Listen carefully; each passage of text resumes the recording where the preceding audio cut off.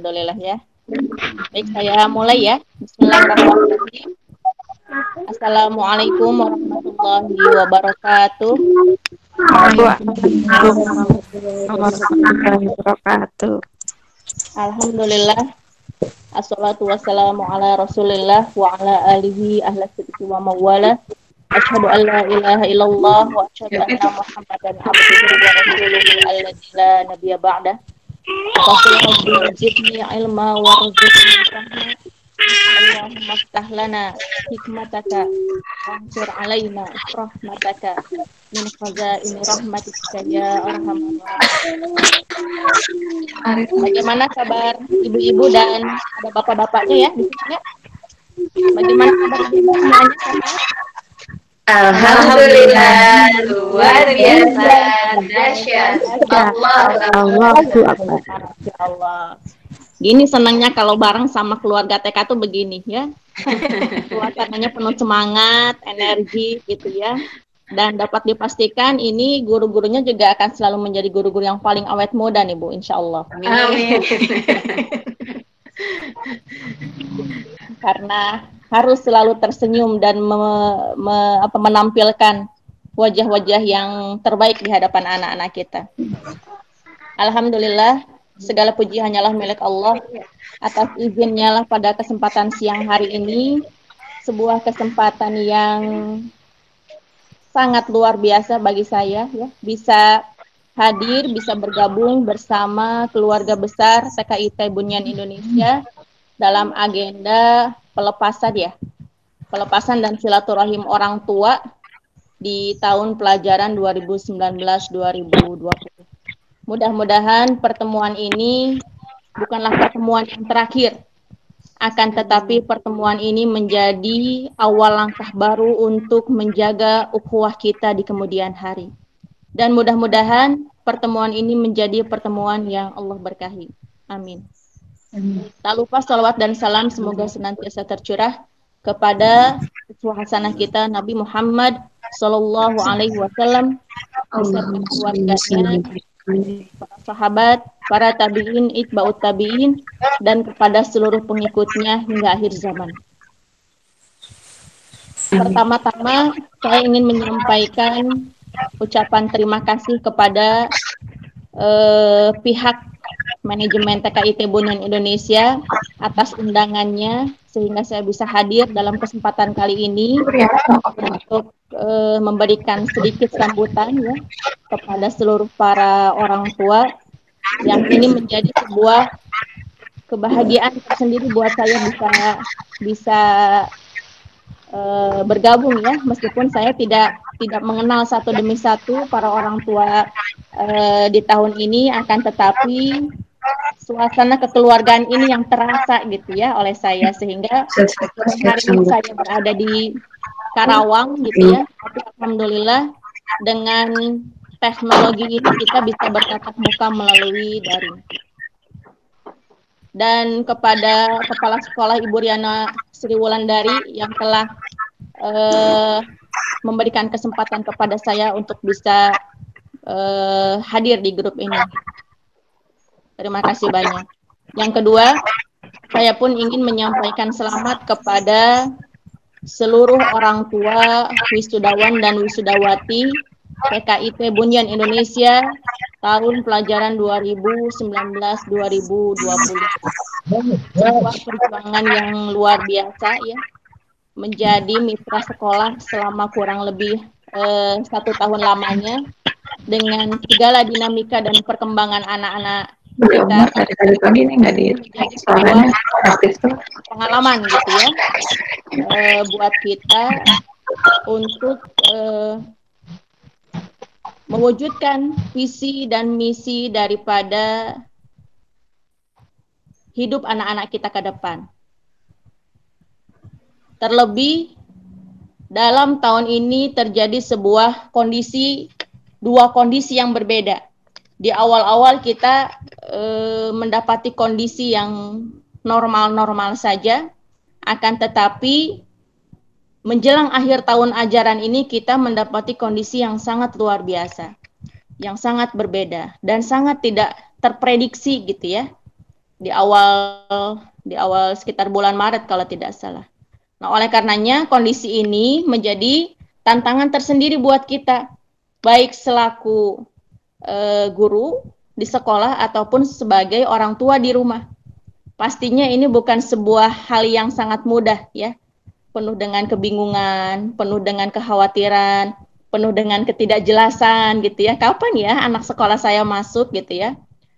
Diinfokan 1 bulan, ternyata diundur menjadi 2 bulan. Setelah 2 bulan, diundur lagi menjadi 3 bulan. Bahkan sampai hari ini, keputusan dari Menteri Pendidikan sendiri bagi wilayah yang masih berada dalam zona kuning, orange, dan merah itu dipending sampai akhir tahun untuk semua jenjang.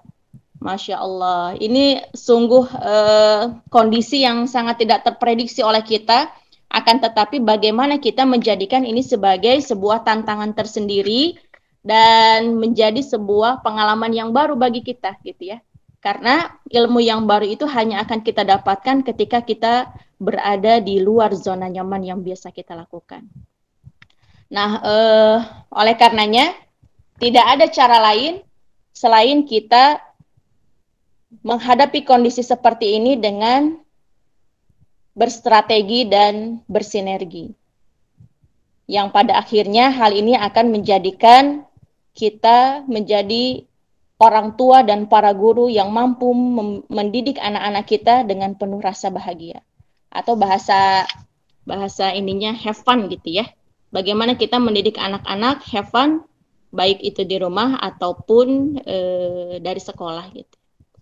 Nah, mungkin dalam kesempatan kali ini izinkan saya untuk sedikit saja berbagi tentang bagaimana pentingnya membangun sinergi bersama. Sinergi ini kita perlukan memang sebagai bukti bahwa kita itu sebagai makhluk sosial itu tidak bisa sendiri, ya. Kita hidup tidak bisa sendiri, kita mendidik anak pun tidak bisa sendiri. Artinya butuh kerjasama dari semua pihak, baik itu pihak sekolah, pihak orang tua di rumah, dan juga pihak masyarakat di lingkungan sekitar kita. Karena hari ini, lagi-lagi, dunia digital ini menjadi dunia yang baru bagi kita. Apalagi bagi kita sebagai ibu-ibu ya, yang memang tidak biasa bergulat dengan gadget gitu ya. Mungkin bagi sebagian para ibu-ibu ini menjadi sebuah ilmu tersendiri yang nggak ada sekolahnya. Belajar gadget di zaman ini ya. Oleh karenanya kita butuh bersinergi bersama agar apa yang menjadi impian kita, baik itu terhadap keluarga ataupun terhadap anak-anak kita itu bisa terwujud meskipun dengan ujian yang hari ini sedang melanda kita. Simpelnya saya jadikan sinergi ini menjadi 5M ya. Apa itu M yang pertama? M yang pertama itu adalah miliki visi, misi, dan tujuan yang sama. Ya. Hari ini bagi kita selaku para orang tua yang mungkin baru saja meluluskan anaknya, tentu menjadi sebuah kebutuhan kita untuk mencari lembaga pendidikan yang memiliki visi, misi, dan tujuan yang sama dengan keluarga kita. Karena sekolah adalah bagian daripada mitra kita dalam melakukan pendidikan terhadap anak-anak. Jadi memang kita harus sangat jeli gitu ya, ketika kita memilih atau mencari lembaga yang akan dipilih nantinya dalam rangka mendidik anak-anak kita. Oleh karenanya, sebelum kita melihat keluar, maka yang harus kita selesaikan dulu adalah miliki visi, misi, dan tujuan di dalam keluarga kita. Baik itu secara pribadi ataupun untuk anak-anak kita. Hal ini sangat penting agar kita jelas alurnya mau kemana gitu ya. Saya akan membawa anak saya kemana. Kalaupun hari ini pembelajaran di rumah ini menjadi sebuah pilihan yang mau tidak mau harus kita lakukan, Maka bagaimana kita mencari partner yang bisa bersinergi bersama dalam mewujudkan mimpi kita terhadap anak-anak kita dari rumah. Nah, ini sangat penting dan sangat pondasi gitu ya untuk merencanakan pendidikan terbaik buat anak-anak kita, berawal dari kita menginginkan anak kita ke depan itu akan seperti apa. Sehingga kita tidak akan kebingungan, saya harus mencari lembaga yang seperti apa ya.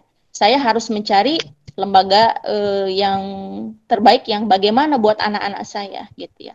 Jadi sebelum memperhitungkan pembiayaan sekolah, maka sejatinya memiliki visi ini adalah yang utama.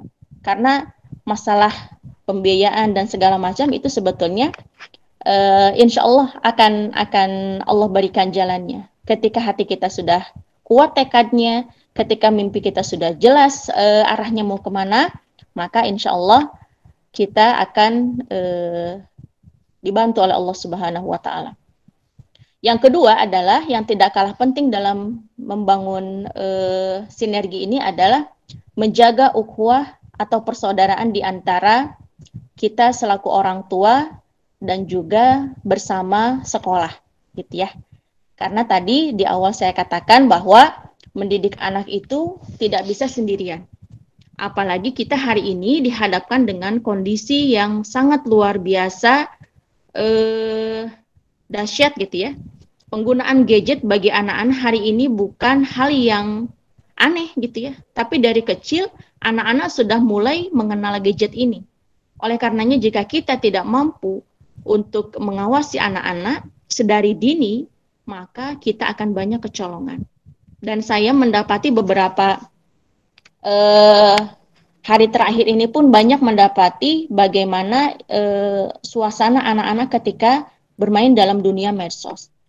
Dan perlu diketahui ibu-ibu semuanya bahwa menggunakan gadget ini tidak ujuk-ujuk langsung bisa, ya. Akan tetapi anak-anak pasti melakukan yang namanya trial dan error itu. Dan hal itu sangat bisa dilakukan sejak dini. Nah, oleh karenanya para orang tua yang hari ini berada di rumah, saya himbau untuk bisa mengawasi, juga bisa memantau anak-anak kita dalam menggunakan gadgetnya, meskipun dia masih anak-anak. Karena anak-anak sejatinya adalah anak yang paling pintar belajar, ya. Dan hal itu ketika terasa nyaman, terasa menggairahkan buat anak-anak dalam mengetahui sesuatu, maka hal itu akan terus dia pelajari meskipun seorang diri. Nah, oleh karenanya penggunaan gadget ini bagi kita tentunya buat anak-anak kita perlu pendampingan dan pemantauan secara intensif. Jangan sampai anak-anak kita diberikan keleluasaan untuk menggunakan gadget secara berlebihan yang pada akhirnya berdampak kepada daya jelajah anak-anak untuk mengetahui seluruh konten yang ada di dalam gadget. Dan hal ini sekali lagi saya ingatkan bisa dimulai dari dini, ya, bisa dipelajari dari kecil gitu ya. Oleh karenanya sinergi ini sangat kita butuhkan, sehingga kalaupun kita mendapati anak kita yang sedang melakukan entah itu main Facebook, entah itu main status WhatsApp gitu ya anak-anak ya, maka kita akan bisa saling mengingatkan di antara kita semuanya. M yang ketiga adalah bagaimana membangun komunikasi terbuka dengan semua pihak. Nah, ini pun sangat penting kita lakukan agar kita sangat mudah untuk mengetahui dinamika perkembangan anak-anak kita. Jadi, saya sarankan kepada seluruh orang tua dan juga kepada para guru untuk aktif saling memberikan informasi terkait perkembangan anak-anak didiknya. Baik itu lewat WhatsApp group ataupun WhatsApp Japri gitu ya. Sekecil apapun prestasi yang anak-anak kita lakukan, maka sampaikanlah itu kepada para orang tua. Dan orang tua pun jangan sungkan untuk memberikan informasi kepada pihak sekolah terkait dengan sekecil apapun prestasi yang dilakukan oleh anak-anak di rumah. Sehingga perkembangan dan dinamika itu sangat jelas kita lihat gitu ya. tidak mesti menunggu di akhir tahun kita baru curhat-curhatan sama guru ya. Tapi ketika hal itu dibangun seiring dengan berjalannya proses pembelajaran, maka insya Allah kita akan sangat lebih mudah untuk membantu dan memantau anak-anak kita untuk diberikan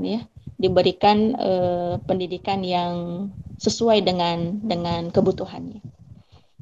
Kemudian yang keempat adalah memiliki semangat untuk berperan aktif. Nah, di sini di sekolah kita sudah terbentuk dan terbangun yang namanya KBI ya, Keluarga Bunyan Indonesia, mulai dari level TK sampai level SMA. Nah, ini sebetulnya dibentuk dalam rangka kita membangun kerjasama gitu ya, harmonisasi di antara pihak sekolah dan orang tua. Bagaimana agar seluruh program-program yang dibuat atau direncanakan oleh pihak sekolah itu pun bisa disinergikan dengan pihak orang tua. Dan ketika orang tua bisa proaktif ya atau bisa berperan aktif, maka subhanallah ya, ini akan sangat-sangat membantu program-program sekolah itu bisa berjalan dengan maksimal. Oleh karenanya jangan sungkan ketika di awal-awal tahun ajaran ya memberikan saran ataupun ide dan sumbangsih terbaik buat sekolah, ataupun di akhir tahun pelajaran ini ketika ada hal-hal yang perlu dievaluasi dari sekolah untuk pendidikan anak-anak kita yang sifatnya membangun, maka sampaikan saja ke pihak sekolah agar dari pihak sekolah pun bisa menjadi evaluasi dan mudah-mudahan bisa menjadikan masukan-masukan yang terbaik gitu ya, sehingga di tahun selanjutnya itu bisa menjadi sebuah ide-ide yang baru.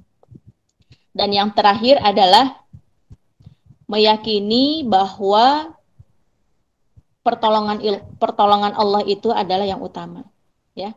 Sekuat apapun kita melakukan perencanaan, sehebat apapun kita membuat program, ketika tidak melibatkan Allah dalam perjalanannya, maka hal itu akan dijalani dengan rasa yang berat gitu ya. Ketika kita melihat anak-anak kita, kok anak-anak kita hari ini begini gitu ya, kok anak-anak kita kemarin mah nggak begitu, sekarang mah begini, kok anak saya kemarin baik-baik kok sekarang jadi seperti apa gitu ya. Maka sejatinya pertolongan Allah lah yang akan menjadikan hati kita menjadi lebih tenang. Dan meminta pertolongan kepada Allah dalam mendidik anak-anak kita sejatinya dilakukan ketika kita diberikan amanah berupa anak ini. Bukan ketika kita sudah kesulitan mengurusi anak ya. Tapi hal itu harus kita lakukan ketika di awal-awal kita mendapatkan amanah anak kita. Karena kita sebagai manusia tentunya penuh dengan keterbatasan. Kita sebagai seorang ibu juga tidak bisa memantau selama 24 jam penuh ya. Akan tetapi CCTV-nya Allah itu banyak di mana-mana ya. Dan sinergi ini menjadi bagian dalam salah satu hal yang perlu kita lakukan dalam rangka memang bagian meminta pertolongan kepada Allah ya. Ketika kita meminta pertolongan kepada Allah, maka insya Allah Allah akan memberikan solusi-solusi dengan cara terbaiknya ya. Apakah itu dengan informasi dari rekan orang tua, apakah itu dapat informasi dari rekan guru ya untuk menyelamatkan anak-anak kita. Karena tadi ya, kita adalah manusia yang sangat terbatas, akan tetapi Allah adalah satu-satunya penolong kita.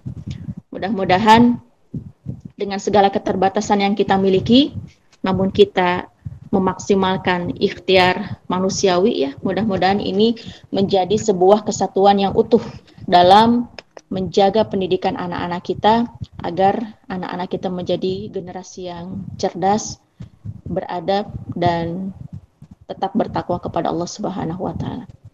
Mungkin itu saja sedikit sambutan dari saya. Mudah-mudahan ada hikmah, ada ilmu yang bisa diserap dan juga bisa disinergikan bersama. Kurang lebihnya saya mohon maaf. Billahi taufik wal hidayah. Wassalamualaikum warahmatullahi wabarakatuh.